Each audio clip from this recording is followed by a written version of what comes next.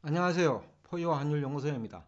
앞 시간에 우리 연구소에서 정권 전문가들이 추천하는 주식 종목에 투자하면 2022년에는 90% 확률로 손실을 볼 가능성이 높다.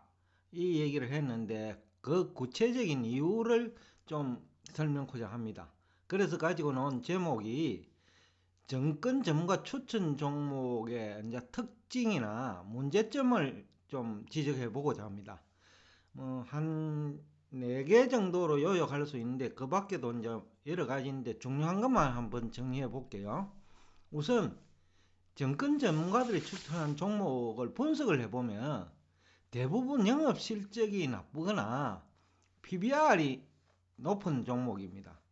그러니까 현 시점에는 주가가 고평가되어 있는 거죠. 근데 이제 성장을 하면 이제 해결이 된다라는 이런 취지거든요. 그런데 중요한 것은 주가 결정 원리상 수익성이 수반되지 않으면 하락은 시간 문제입니다. 그래서 지난해 정권 전문가들이 추천한 종목 중에 대부분 투자자들은 투자 손실을 입고 있는 게 현실이에요. 그건 한국뿐만 아니라 미국도 마찬가지입니다. 미국도 S&P 500 기준으로 약 그 28% 가까이 올랐어요. 종가 기준으로는. 그런데 S&P 500 주가 상승을 주도한 종목은 사실상 한 50개밖에 안 돼요.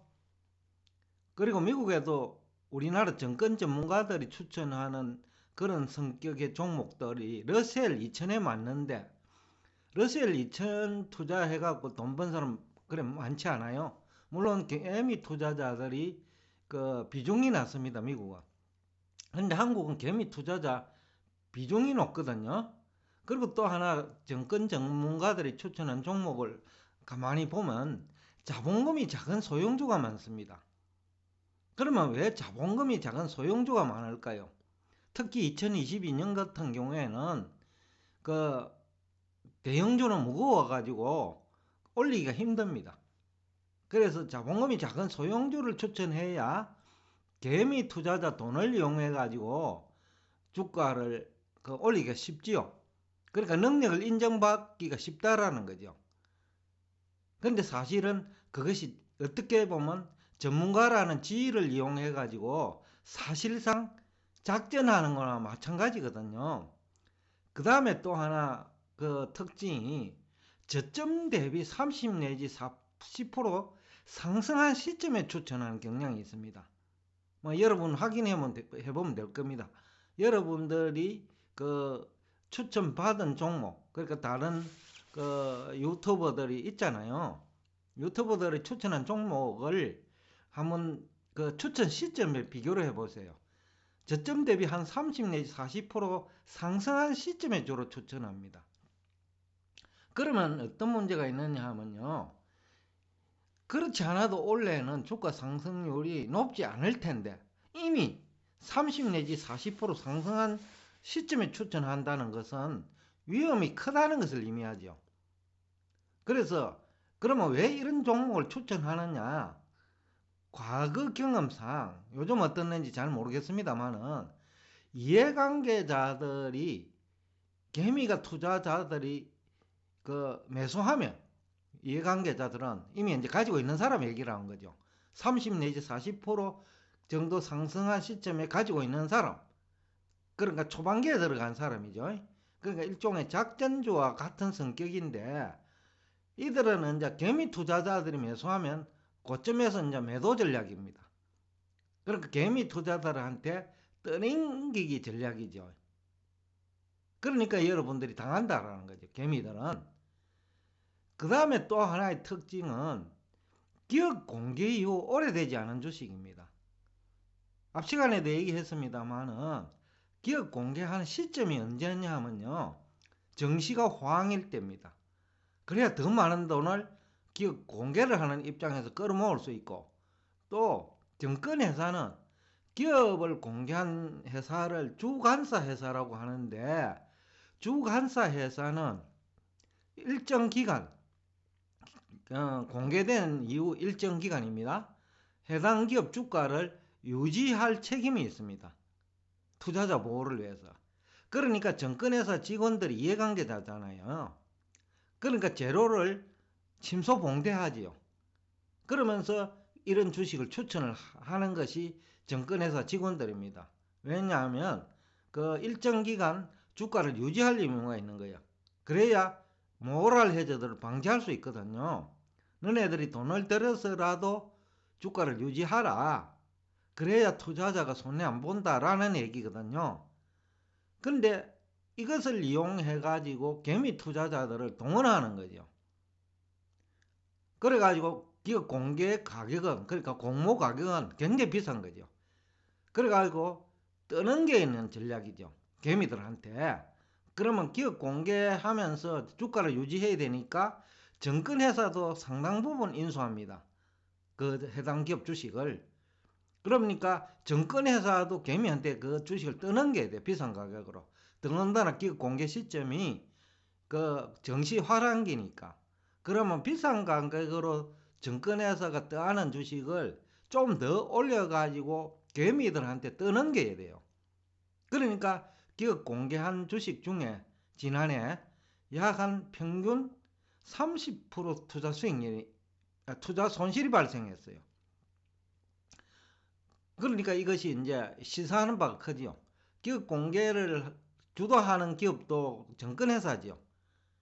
그러니까 정권회사가 그 상장기업, 그러니까 비공개 상장기업을 찾아가 가지고 지금이 타이밍입니다. 시장 좋을 때 지금 해야 돈을 끌어모을 수 있습니다. 라고 얘기를 하죠. 그래가지고 또 주가를 유지를 해야 되니 일정 기간 정권회사도 일부 또 떠안습니다. 또 주가를 좋을 때 공개를 시켜 정권회사가 기업 공개를 통해서 남는 이익도 있어요. 그러니까 여러분들은 이제 이런 거는 모르는 사람이 많겠죠. 얘기해 주지 않거든요.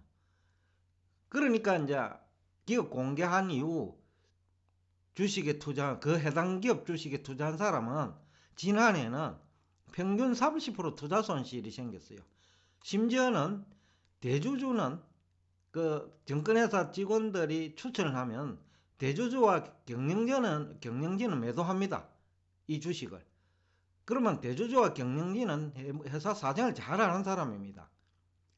그러니까 이제 그 시기를 이용해 가지고 또 자기들이 가지고 있는 주식, 뭐 우리 사주도 있을 테고, 그죠? 옵션 주식도 있을 거고. 그러니까 그것을 개미들한테 떠넘기지요.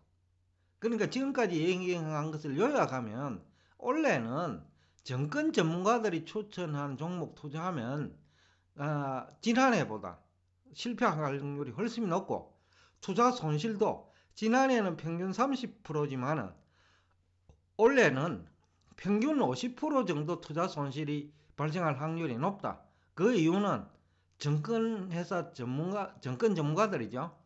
뭐 정권 이해관계자라는 표현이 더 정확할 것 같은데 주가 결정 원리도 모르는 전문가가 한 뭐 80% 90% 되니까 이해관계자라는 표현이 맞겠죠. 그래서 영업 실적이 나쁘거나 PBR이 높은 종목을 추천하는 이유이기도 하죠. 성장성이라는 이름을 걸고 이거는 주가 결정 원리하고는 안 맞거든요. 주가 결정에는 수익성이 수반되지 않는 주식은 시간의 문제일 뿐 하락하거든요. 그 다음에 소형주를 추천하는 이유는 뭐냐 하면 그거는 대형주는 끌어올리기가 힘들어요. 개미를 동원해가. 그러니까 소형주를 추천해가지고 개미들의 돈을 가지고 주가를 끌어올리는 거죠. 그래가지고 그러면 그 이면에 본인들이나 주변 사람들이 또 정권회사가 다른 주식, 과거에 뭐 지난해 이제 기업 공개한 주식 중에는 가지고 있는 주식도 있을 수 있어요. 그런 거 떠넘기기 위해서 또 추천하는 경우가 있어요. 그러니까 이제 또 기관들은 정권 전문가들이 추천한다고 매수하지 않습니다. 왜냐하면 기관들도 전문가거든요. 국민연금이라든지 그 사학연금이라든지 이런 데도 다 전문가예요. 그러니까 정권 전문가들이 추천한다고 매수하지 않아요. 그 사람들은. 그러니까 개미들한테 떠넘기는 전략만이 개미들은 잘 모르거든요. 정권 전문가들이 제공하는 정보가 거의 대부분이라는 거죠. 분석 능력도 없고, 그래서 주린이라는 표현을 쓰는 것 같은데, 그러나 결국은 그것을 이용하는 집단이 있다는 거죠.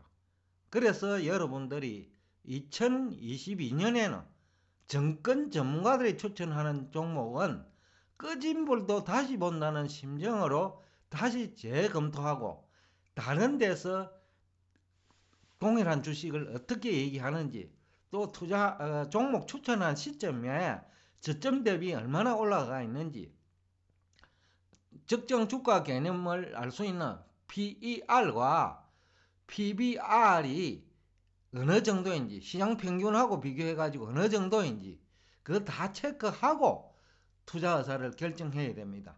그렇지 않으면 2021년보다 훨씬 더 손실이 클 것입니다.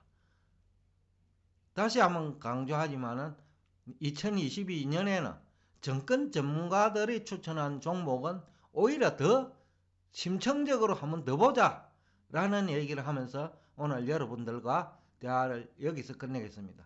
오늘도 끝까지 경청해 주셔서 대단히 감사합니다.